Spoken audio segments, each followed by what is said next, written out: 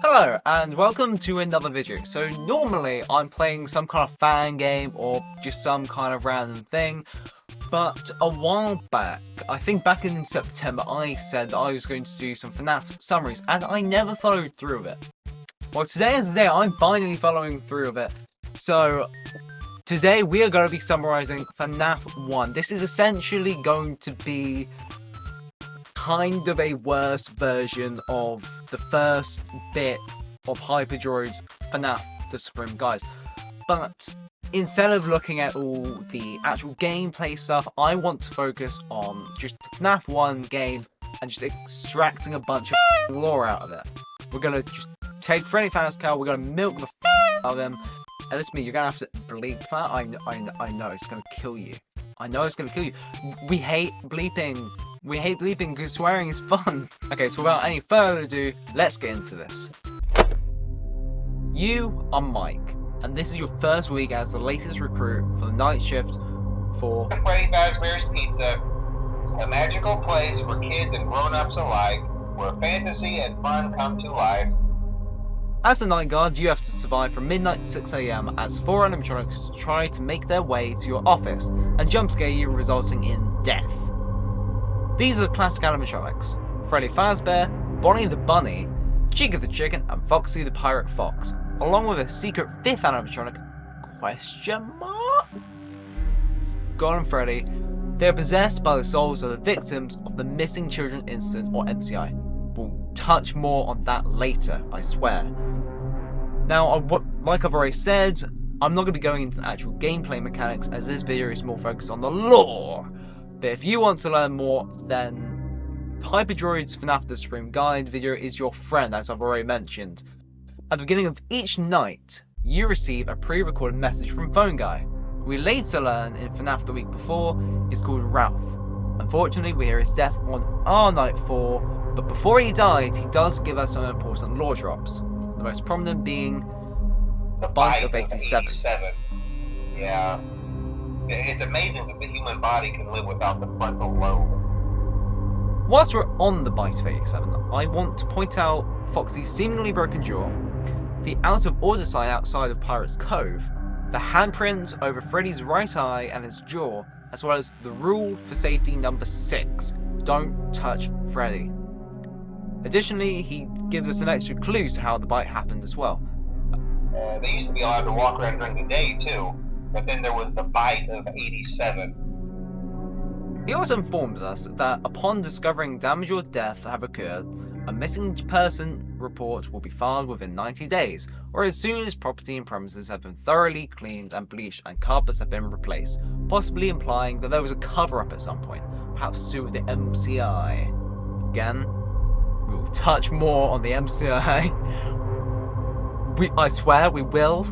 Now I want to briefly talk about the withered animatronics from FNAF 2, because Phone Guy tells us on night 1, If I were forced to sing those same stupid songs for 20 years and I never got a bath, I'd probably be a bit irritable at night too. without any other game, we have no idea when FNAF takes place. It seems to take place in the 90s, but that's just judging by the popularity of real-world animatronic arcade pizzeria combos, Chuck E. Cheese, during the 80s and 90s. But FNAF 2's paycheck is dated in 1987, and we know that's a prequel due to the Ralph being, well, not dead. If we were to take these dates and year difference very literally, then assuming the classics from FNAF 1 started being used within about a year or so of FNAF 2 being closed in 1987, then FNAF 1 would take place either in 2007 or 2008. But as a lot of FNAF fans will happily yell at me, the Withers animatronics are clearly just the classics before they were repaired. The Bonus 9 newspaper clipping literally tells us that in FNAF 2. And to that I say, yep, I fully agree. It also tells us the Withers are the original animatronics, meaning they were used in a location before both games. So we are somewhere back at square one. Great. Fantastic. Why are timelines so hard? Back when FNAF 1 originally came out, Game theory tries to use the paycheck as a way to figure out when Five Nights took place, coming to 1993 from a combination of the paycheck telling us we're paid on November 12th, and minimum wages during different years and decades, which would then mean the classics have been in use, at least on and off, judging by the wizards, since 1973. Not a problem, right? Well, Secret of the Mimic is likely set to take place in 1979, and according to leaks, Freddy Fazbear's Pizzeria is yet to open in that game, although you could argue the Fredbear's Family Diner could have opened beforehand and had the classic animatronics, but then the movie takes place in the year 2000, specifically April 6th. But I did say we was only talking about stuff from the FNAF 1 game. I'll leave the timeline alone for now. I'm not gonna mess with it, it scares me.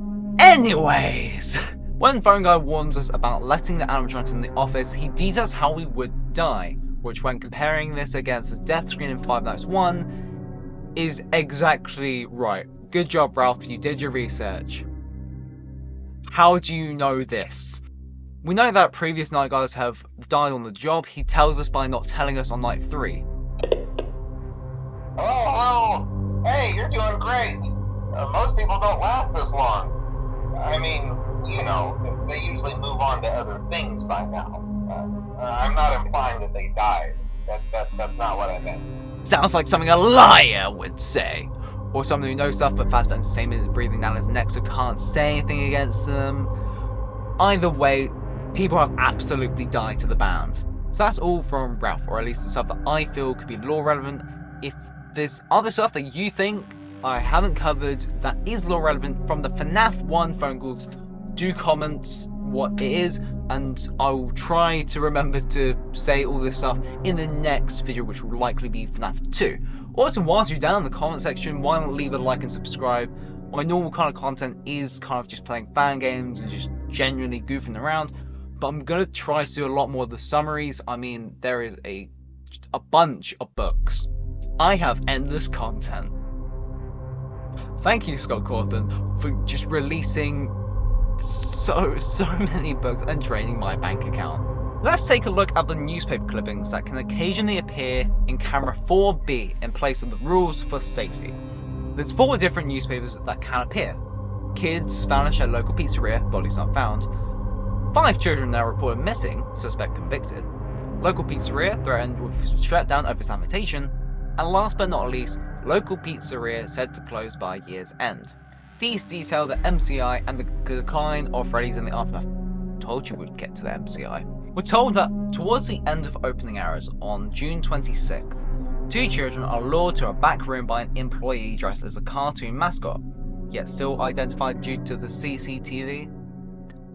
I guess the killer took off the mask at some point, which seems like a massive flaw in your master plan.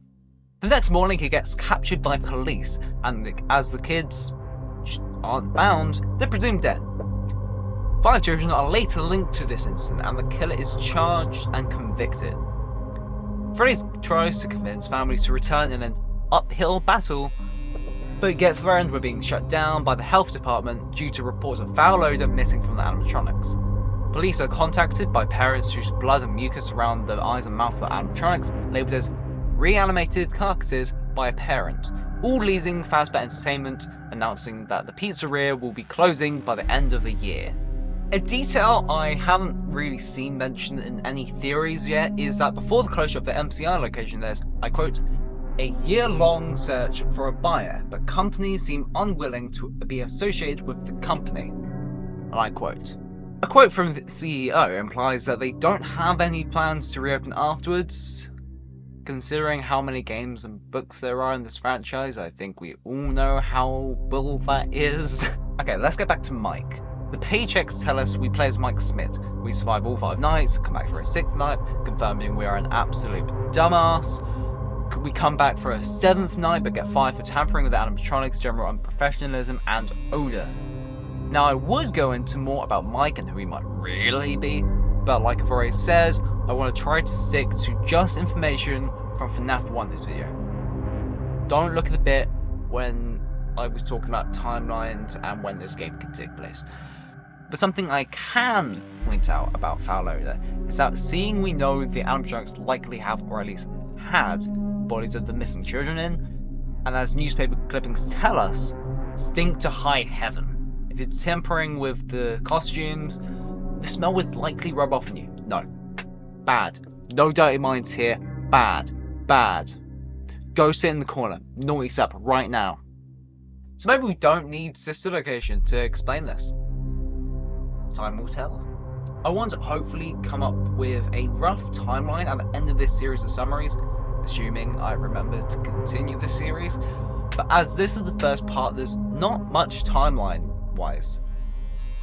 Let's do a timeline anyway! It's the end of June in an unknown year, and 5 children are lured to the back room in Freddy Fazbear's Pizza by an employee wearing a mascot suit, where they slaughter all 5 children. The police use CCTV to capture and later convict the killer the next morning. Freddy's failed to find a buyer and end up scheduled to close by year's end, following reports of the animatronics having blood and mucus around the mouth and eye holes of the animatronic mascots, as well as the general unsanitary state of the pizzeria, disgusting literally everyone. The week before FNAF 1, Ralph, also known as Phone Guy, takes the role of night guard for the pizzeria, recording messages for the next guard. He's killed by the now possessed animatronics, and Mike Smid replaces him the following week. Mike survives a total of 7 nights thanks to Ralph's warnings, but gets fired due to tampering with the animatronics on night 7. So there you have it, FNAF 1 Simplified. Not that hard, not that complicated, seems alright. And before you go yelling down in the comments, what about William Afton? What about Michael being in Afton? What about Golden Freddy? There's really not much information in Five Nights 1 really to do with any of that. I mean, William was originally introduced in the books and wasn't mentioned in game until Sister Location. And even then, we got Mr. Afton. We didn't get William until, I think, Freddy Fazbear's Pizzeria Simulator in the end credits. Even then, I don't know if it actually says William. Editor me, fact check that, put it up on screen if it is. Just do a screenshot or something. All this series is going to be just kind of, okay, here's game, let's analyze it, and put it together with all the other games that we have done so far in this series. This is the first episode, we have no information previously established. FNAF 2, hopefully the timeline will be a bit more, like, I don't know, filled in. Like, there's so many just massive gaping holes. Like, end of June in an unknown year. Because yes, we know when 2 of the kids were murdered, 26th of June. And yes, other games and books have implied 1985 being their kind of death day? Death year, but the year the missing children incident happened. FNAF 1 doesn't tell us that. It doesn't even tell us when FNAF 1 takes place. And I know I didn't put the Bite of 87 in the timeline. There was really no good point to put it in. Anyway, if you did enjoy, please like and subscribe, and I will see you in the next video. Goodbye for now.